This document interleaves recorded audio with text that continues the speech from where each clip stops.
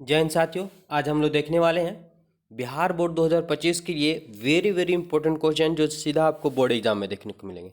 काफ़ी कम समय बचा हुआ है, ऐसे में एकदम इंपॉर्टेंट क्वेश्चन है वही लेकर के आ रहे हैं सिर्फ। तो वीडियो में बने रहेंगे और देखें साइंस का कितना आप पढ़ चुके हैं।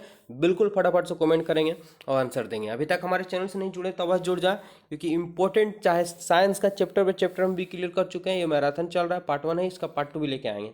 मैथ का और सोशल साइंस का भी चल रहा है। पहला क्वेश्चन है कि बिजली के फ्यूज तार बना होता है। बिजली का जो फ्यूज तार होता है वो बना होता है, किसका बना होता है? केवल टीन का, केवल तांबा का, तांबा और टीन दोनों का, इनमें से कोई नहीं।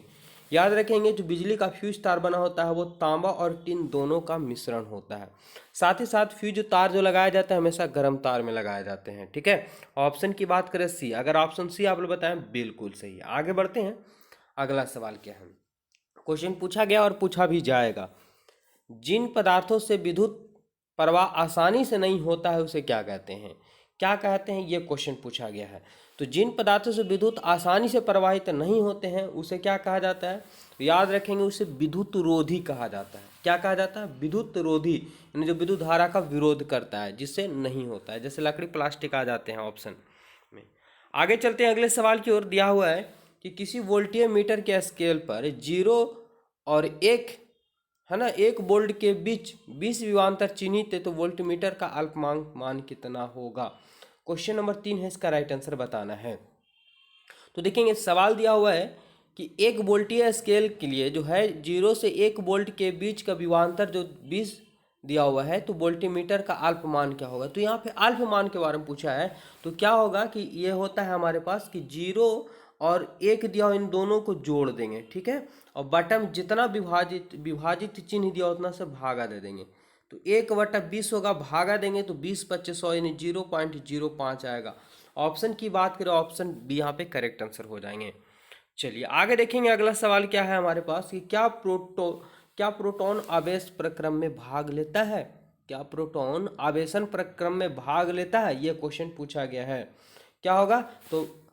तो प्रोटॉन जो होते हैं, प्रोटॉन आवेशन प्रक्रम में भाग नहीं लेते हैं, इलेक्ट्रॉन भाग लेता है। ऑप्शन की बात करें यहाँ पे तो क्या हो जाएंगे? ए करेक्ट आंसर हो जाएगा। सभी के सभी वेरी इंपॉर्टेंट है जो आपको बोर्ड एग्जाम में देखने को मिलने वाले हैं। चलिए आगे बढ़ते हैं। किसी चालक तार से विद्युत धारा प्रवाहित करने पर तार के ऊपर तथा नीचे कैसा चुंबकीय क्षेत्र पैदा होता है? Very very important.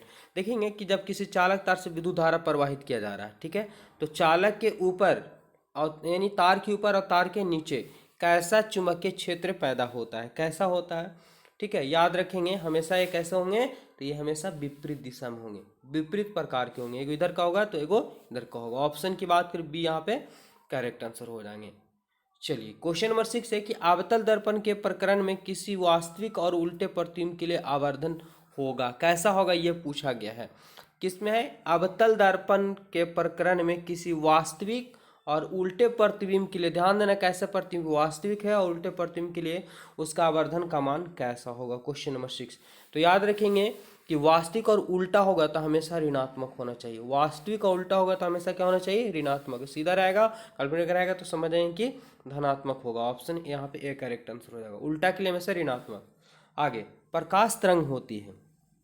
प्रकाश तरंग क्या होती है? यहाँ पे दो प्रकार की कन्फ्यूजन हो जाते हैं, चुंबकीय तरंग कैसी होती है और प्रकाश तरंग कैसे होती है, ध्वनि तरंग कैसे होती है। तो अभी हम क्लियर करने वाले हैं, वीडियो में आप लोग बने रहेंगे। तो प्रकाश तरंग जो एक प्रकार की होती है वो विद्युत चुम्बकीय तरंग होती है। प्रकाश तरंग क्या होती है? एक प्रकार का विद्युतीय चुंबक तरंग होती है। ऑप्शन यहाँ पे बी करेक्ट आंसर हो जाएंगे। चलिए आगे देखेंगे, अगला सवाल हमारे पास कि हवा में टंगी वस्तु को पानी के ऊपर से पानी के सतह के लंबवत देखने पर वस्तु को प्रतिबिंब वस्तु से कैसा प्रतीत होगा? यानी ध्यान समझना होगा कि हवा में टंगी वस्तु को, हवा में कोई टंगी वस्तु को पानी के अंदर से, कहाँ से?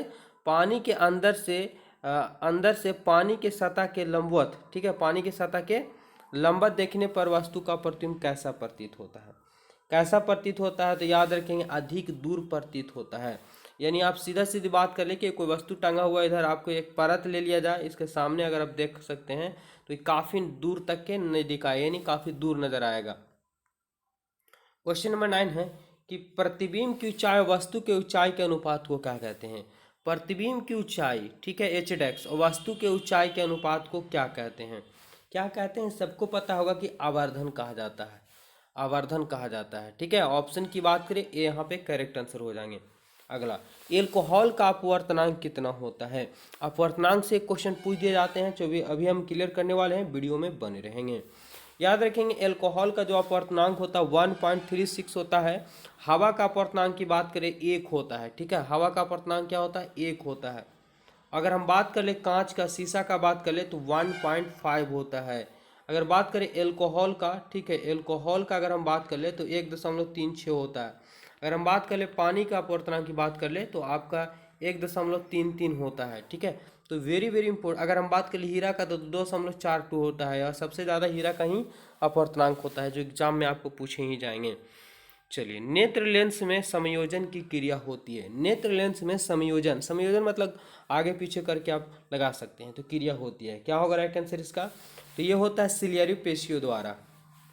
नेत्र में, है ना, नेत्र लेंस में संयोजन की प्रक्रिया होती है सिलियरी पेशी द्वारा। किसी आँख की है ना, फोकस दूरी को बढ़ाकर या घटाकर किसी वस्तु को स्पष्ट देखने की संवेदन क्षमता भी कहलाता, आप पढ़े होंगे। 12 नंबर सवाल है कि निकट दृष्टि दोष उत्पन्न होने का क्या कारण है? निकट दृष्टि दोष अगर किसी को हो जाता है तो उसका मूल कारण क्या है? क्या है मूल कारण? तो याद रखेंगे कि उसकी वक्रता तीजा क्या हो जाती है? बढ़ जाती है, जिससे उसमें क्या होती है ना, निकट दृष्टि दोष हो जाता है। निकट दृष्टि दोष में निकट की वस्तु तो देख पाता है लेकिन दूर की वस्तु देख नहीं पाता है। ऑप्शन यहाँ पे ए करेक्ट आंसर हो जाएंगे। चलिए आगे बढ़ते हैं।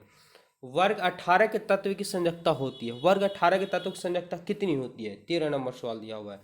देखिए वर्ग 18 के जो तत्व होते हैं, ठीक है, अगर हम बात करें AR18 ही बात कर लेते हैं। वर्ग 18 में आ जाता है hydrogen, sorry, helium, neon, argon, krypton, xenon और रेडॉन आते हैं। बात करें 18 का, अगर हम तोड़ेंगे तो पहली कक्षा में 2, दूसरी कक्षा में 8 और तीसरी कक्षा में भी 8 आएंगे। 8 8 16 2 18, तो कितना आएगा? 8। यानी जिसकी बाहरी कक्षा में 8, 2 या 8 इलेक्ट्रॉन होते हैं वो पूर्ण रूप से भरे होते हैं, उसकी संयोजकता 0 होती है। ऑप्शन की बात करें क्या हो जाएंगे, तो यहाँ पे बिल्कुल करेक्ट आंसर सी हो जाएगा। चलिए आगे बढ़ते हैं। समस्थानिक के गुणधर्म समान होते हैं। ध्यान दें कि समस्थानिक के गुणधर्म समान होते हैं लेकिन परमाणु द्रव्यमान क्या होते हैं? तो क्वेश्चन से ही आपको पता चल रहा है कि परमाणु जब गुणधर्म समान होते हैं समस्थानिक, तो परमाणु द्रव्यमान भिन्न भिन्न होंगे। ठीक है, तो समस्थानिक उसे कहते हैं।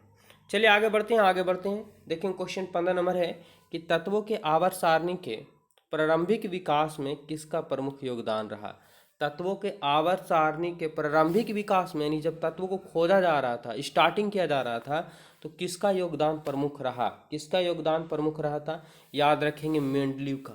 क्या? मेंडलीव का बहुत ही योगदान था तत्वों के आवर्त सारणी में। अभी मोसले के द्वारा दिया गया आवर्त सारणी चल रहा है। ठीक है, मेंडलीव जो है वो तत्वों के बढ़ते हुए परमाणु भार के आवर्त फलन बता दिए थे, लेकिन अभी जो मोसले के द्वारा चल रहा है वो तत्वों के बढ़ते हुए परमाणु संख्या के आवर्त फलन होते हैं, यानी एक निश्चित संख्या के बाद समान गुणधर्म वाले तत्व मिलता है।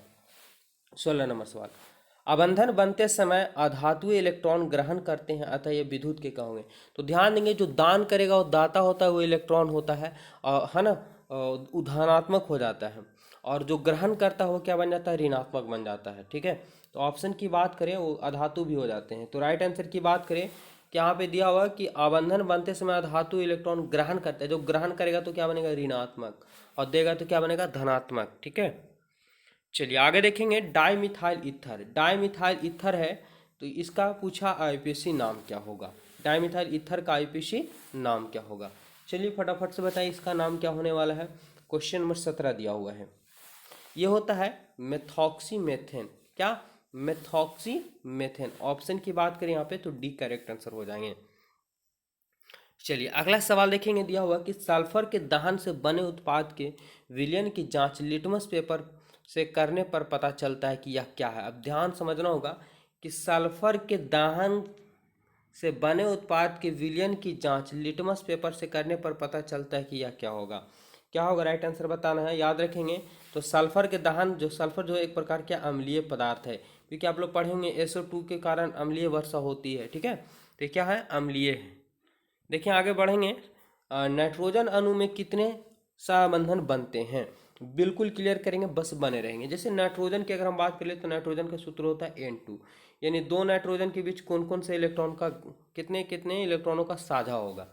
नाइट्रोजन की बात करें, परमाणु संख्या 7 होता है, तोड़ेंगे तो 2 और 5, यानी बाहरी कक्षा में 5 इलेक्ट्रॉन है तो अष्टक पूरा होने के लिए 3 इलेक्ट्रॉन की जरूरत होती है, तो 3 इलेक्ट्रॉन का साझा किया जाएगा। जैसे अगर बात कर लेते हैं 1 2 3, इसके पास 5 है तो 2 साइड में रख लेंगे, 1 2 और 3, 2 साइड में रख लेंगे। क्या करेगा तो 3 इलेक्ट्रॉन का साझा करेगा, ये तो भी 3 के साथ, दोनों अष्टक पूरा हो गया तो कितने इलेक्ट्रॉनों का 3 इलेक्ट्रॉनों का संबंधन बनता है। ठीक है, चलिए ऑप्शन डी करेक्ट आंसर हो जाएंगे। 22 नंबर सवाल दिया हुआ कि संतृप्त हाइड्रोकार्बन वायु में जलकर किस प्रकार की ज्वाला उत्पन्न करती है। ध्यान समझेंगे, संतृप्त हाइड्रोकार्बन यानी जिसमें सिंगल बॉन्ड बनते हैं वही संतृप्त हाइड्रोकार्बन कहलाता है। ठीक है, जैसे आप मेथेन की बात करें तो कार्बन हाइड्रोजन के बीच सिंगल बॉन्ड बना हुआ है तो क्या बन जाएंगे, वो संतृप्त हाइड्रोकार्बन होगा। तो संतृप्त हाइड्रोकार्बन वायु में जलकर किस प्रकार की ज्वाला उत्पन्न करती है, कैसी ज्वाला उत्पन्न करती है, तो स्वच्छ ज्वाला उत्पन्न करती है, याद रखेंगे स्वच्छ ज्वाला उत्पन्न करती है, ऑप्शन सी हो जाएंगे। 21 नंबर सवाल है कि कार्बन और हाइड्रोजन से बने यौगिक को क्या कहते हैं। तो कार्बन और हाइड्रोजन से बने यौगिक को जो कहा जाता है, सिंपल सा क्वेश्चन है कि उसमें हाइड्रोजन और कार्बन है तो क्या कहला जाता है, हाइड्रोकार्बन कहला जाता है। ऑप्शन की बात करें सी करेक्ट आंसर हो जाएंगे। 22 नंबर सवाल, एथेनॉल सोडियम से भी क्रिया करके कौन सा गैस बनाता है, क्या इथेनॉल। ठीक है, ethanol C2H5 into OH, ethanol हो गया, किसके साथ, सोडियम के साथ अभिक्रिया करता है तो कौन सा गैस बनेगा। ठीक है, 22 नंबर सवाल का आंसर याद रखेंगे, जब भी बनेगा तो क्या बनेगा, हाइड्रोजन गैस का निर्माण होगा।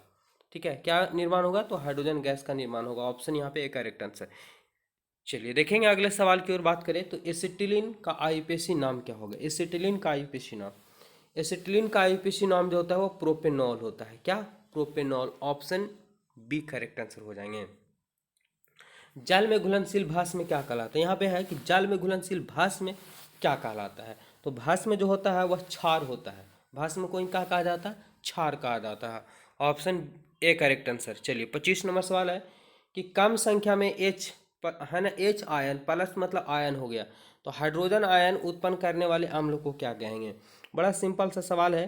ठीक है, कि जब कम संख्या में H आयन प्रदान करेगा तो उसे दुर्बल कहेंगे, और ज़्यादा मात्रा में अगर प्रदान करेगा तो क्या कहेंगे, वो ज़्यादा मात्रा में करेगा तो प्रबल यानी मजबूत हो गया, और कम मात्रा में करेगा तो दुर्बल। ठीक है, और जो OH आयन प्रदान करता है अधिक मात्रा में वो प्रबल भस्म होंगे, और जो OH कम प्रदान करेंगे वो दुर्बल भस्म होते हैं। ठीक है, तो ये 25 क्वेश्चन, अभी और भी क्वेश्चन है लेकिन इस वीडियो में 25 क्वेश्चन ही रहने देते हैं, इसका पार्ट 2 लेकर चलाएंगे।